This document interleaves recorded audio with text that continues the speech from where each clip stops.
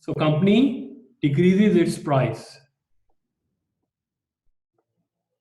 For example, 880, right?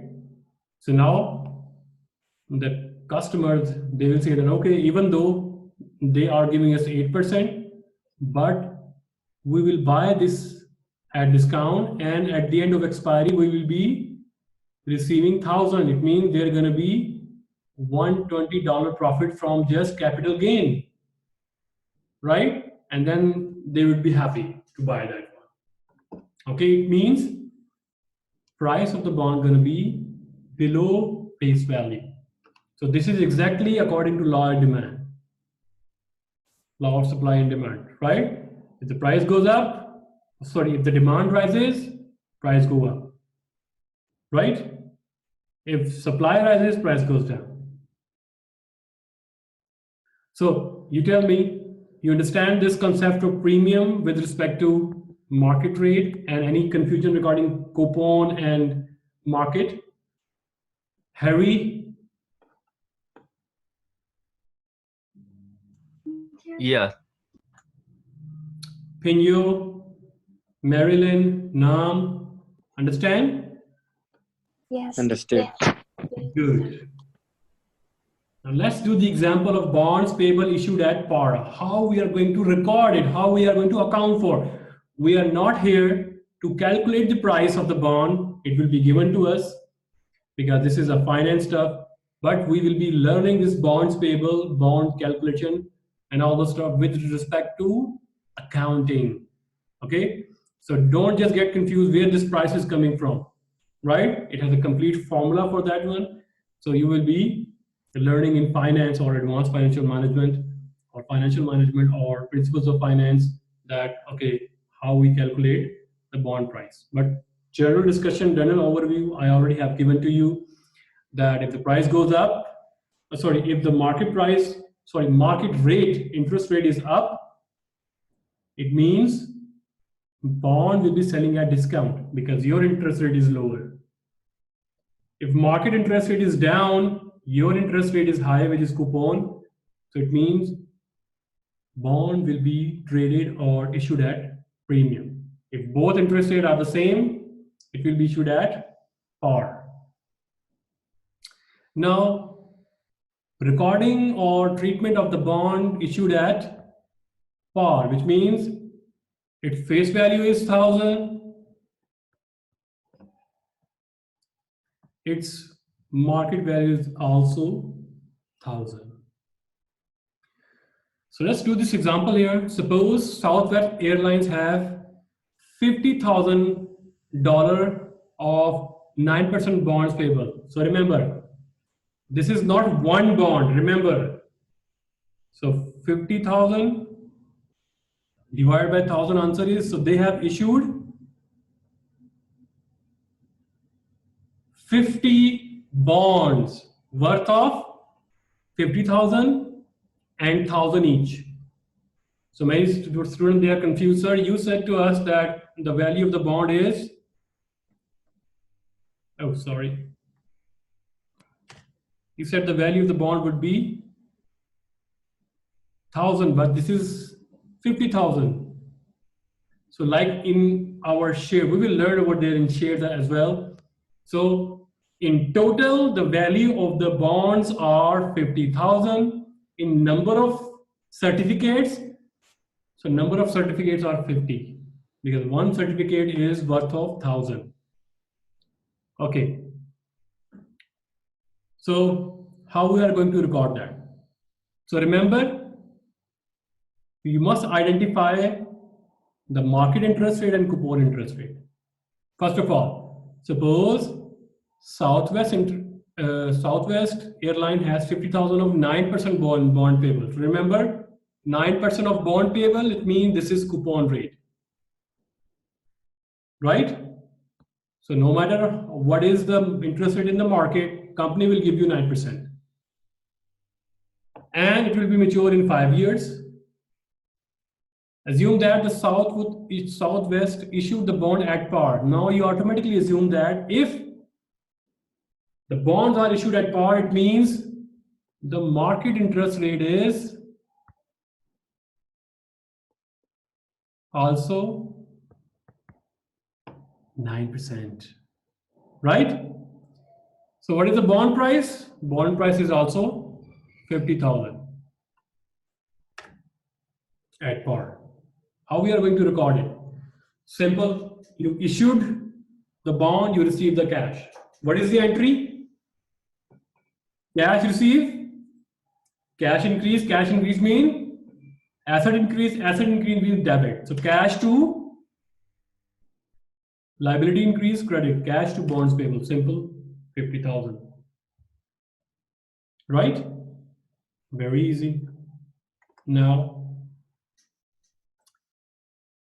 suppose Southwest Airlines interest payments on interest payments occur each first and July 1st. It means this 9% is semi-annually, which means this 9% will be given in whole year, but the payment will be given semi-annually, twice a year. So 9% divided by 2, answer is 4.5%. So 4.5% gonna be given to you on 1st July and next year 1st January. But our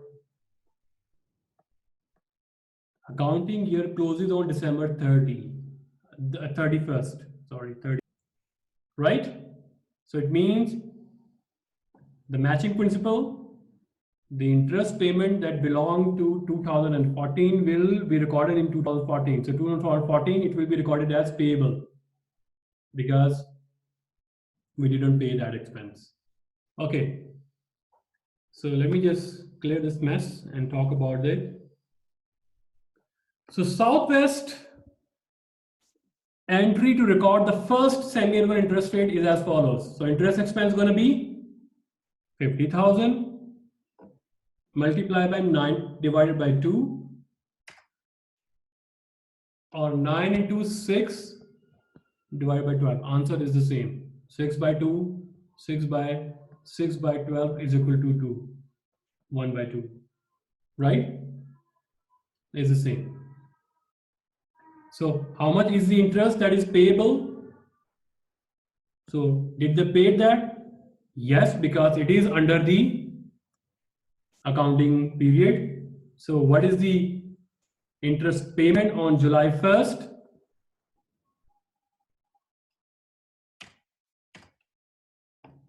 Cash decrease, expense increase. Simple. Cash decrease, credit.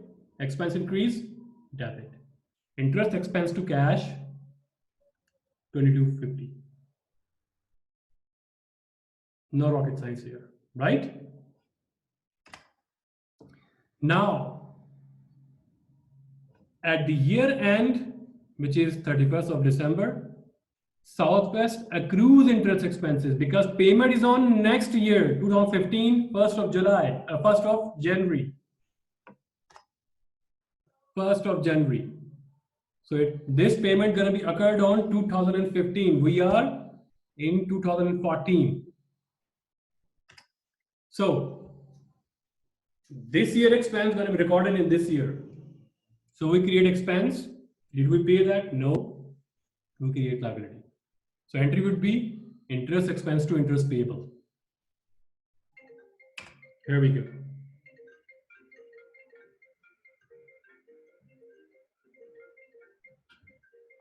Wait a second, let me. Right?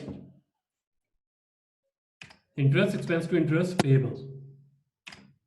Now on January 1st, the entry would gonna be our cash is decreased, our liability is going to decrease when we pay our interest payable. So interest payable to cash, simple. Right? No rocket science here.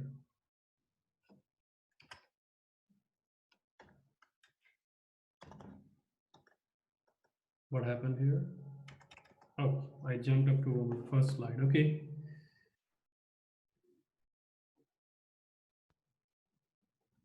Here.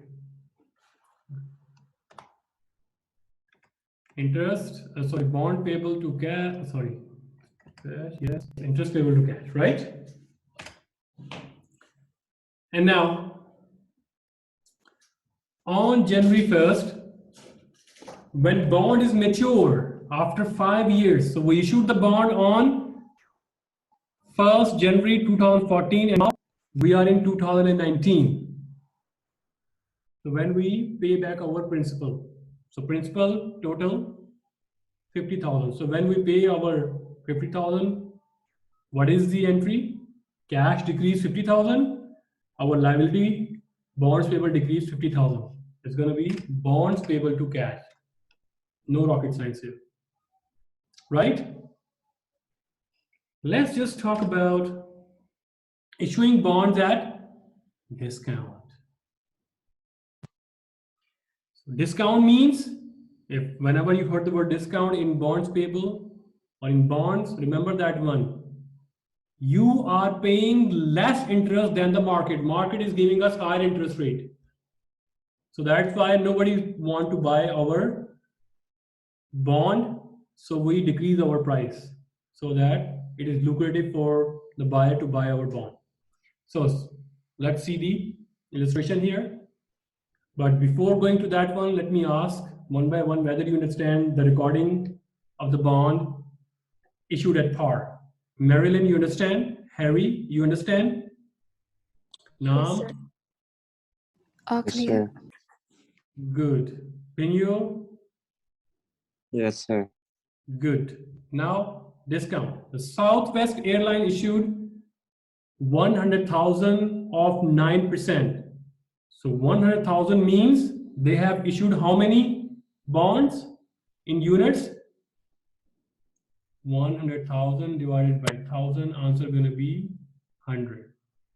So they have issued 100 units of bonds worth of 1,000 each. So total value is 100,000. 9% is coupon interest rate. 5-year is maturity date. When the market interest rate is 10%. So now you understand why there is a discount here. Because market is giving us 10% and this company is giving us 9%. Right? So the market price drops and Southwest receive 96,149. How, from where this 96,149 coming from? It's a whole new formula for present value and all those stuff. So I'm not going into that one. That is finance stuff. So you would be given that. Luckily you would be given that. Okay. So what is the entry here? How much you receive? Cash 96,149. Right? What is the value of the bond payable? 100,000. So our entry gonna be cash, bond payable 96. So entry is balance? No, this is 96,149 and this is 100,000. Expense increase, debit. So recall our previous slide discussion. Whenever bonds are issued on discount, there is a discount and discount has debit balance here. So let me clear this mess so that we can see a very nice writing here. 3851. Where this is coming from? 96,149. Nice. Any question regarding this entry? Should I need to repeat? Pinyo, Harry, Nam, Marilyn are all clear? Clear, sir. All clear. Good. So guys, you will stop me, okay? If you have to stop me if you don't understand, because this is very, technical stuff right now. If you don't understand, please do